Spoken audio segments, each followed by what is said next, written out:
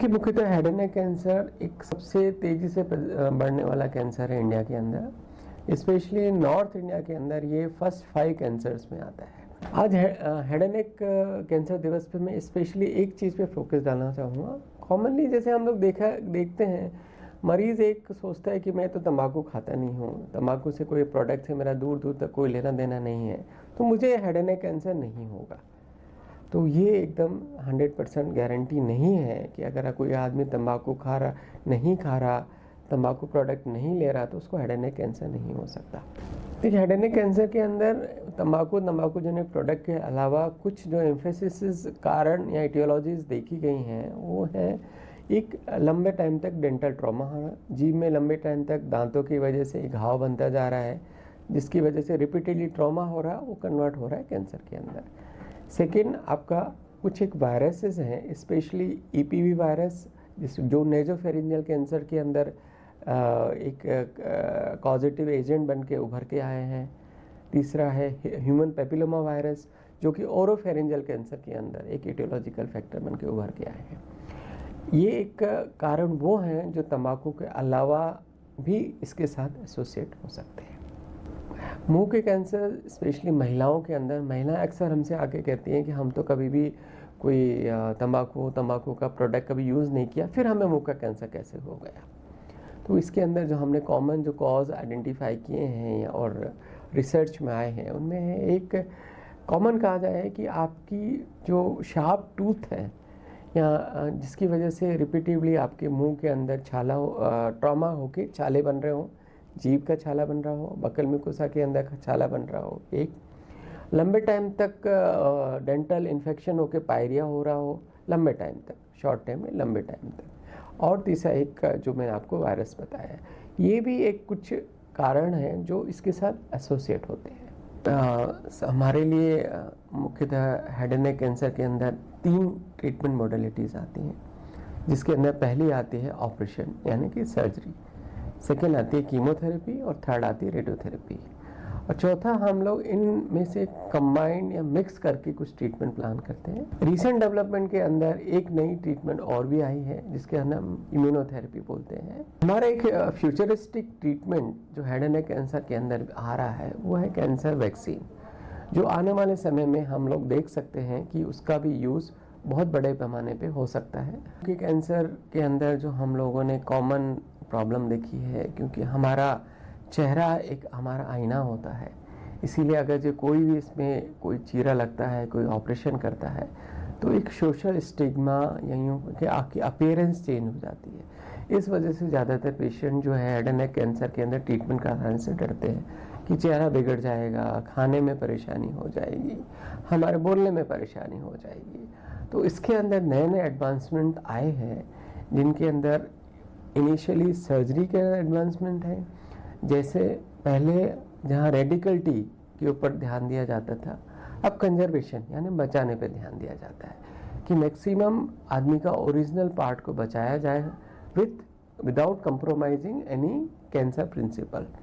Second आ रहा है रिकंस्ट्रक्शन। आजकल हमारे साथ में हमारा रिकंस्ट्रक्शन पार्ट इतना ज़्यादा डेवलप हो रहा है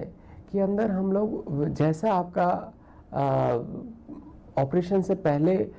मुंह और चेहरे का पार्ट था, वैसा का वैसा हम लोग रिकंस्ट्रक्ट कर देते हैं, यानी उसकी प्लास्टिक सर्जरी कर पाते हैं। तीसरा जो रिसेंट डेवलपमेंट भी चल रहा है हेड एंड नेक के अंदर, वो है मिनिमम इन्वेजिव और रोबोटिक सर्जरी, लेज़र सर्जरी, जिसके अंदर कम से कम चेहरे में चेंजेस लाए हुए हम उसका इफेक्टिवली ट्रीटमेंट कर पाते हैं। इनमें मैक्सिमम एडवांस मोडेलिटी ट्रीटमेंट जो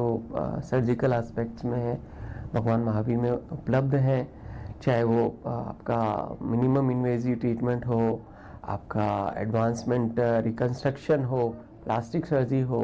रिहेबिलिटेशन हो, लेज़र ट्रीटमेंट हो, सारा हमारा अवेलेबल है। अंदर चेकअप की मुख्य फॉलोअप जो प्रणाली होती है, फर्स्ट 6 मंथ हम लोग हर महीने बुलाते हैं, 6 मंथ से 2 ईयर्स 2 महीने बुलाते हैं, 2 महीने के बाद 2 साल के बाद 3 से 6 महीने बुलाते हैं, और 3 साल के बाद साल में 1 बार बुलाते हैं। ये कॉमन फॉलोअप प्रोटोकॉल्स होते हैं।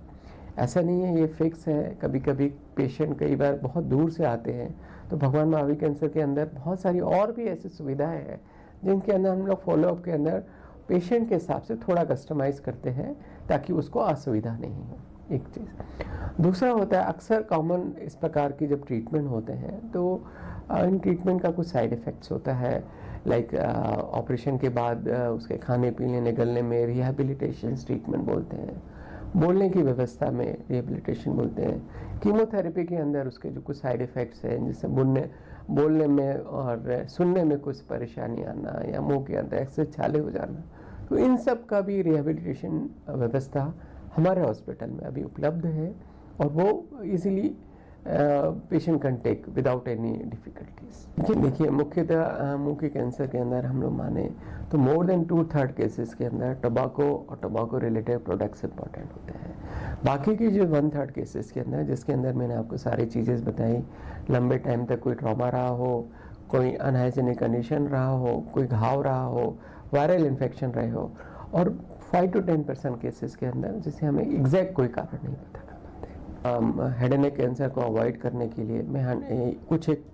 चीज़ें हैं जिनसे आप करेंगे तो 100% नहीं, एटलीस्ट 90% तो प्रिवेंशन हो सकता है। एक,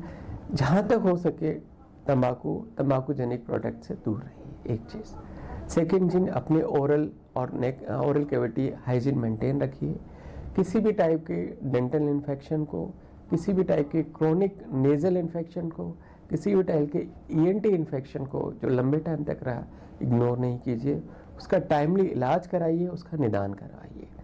और एक हेल्दी लाइफ स्टाइल मेंटेन रखिए, क्योंकि आजकल हेल्दी लाइफ स्टाइल भी एक बहुत इम्पॉर्टेंट कारण है इस प्रकार के प्रिवेंशन के अंदर। तो मैं यही रिक्वेस्ट करना चाहूँगा कि अगर जो किसी भी ऐसा कोई सिम्टम दिखता है आपको, जिसके अंदर आपको शक है कि ये कैंसर में कन्वर्ट हो सकता है या कैंसर हो सकता है, तो आप इमीडिएटली आप अपने फिजिशियन से, किसी भी ENT सर्जन से या हेड एंड नेक स्पेशलिस्ट से, कैंसर सर्जन से, कैंसर डॉक्टर से संपर्क करें और अपनी जो आपका मिथ कन्फ्यूज़न है उसको दूर करें और इमीडिएटली उसका इलाज कराएं।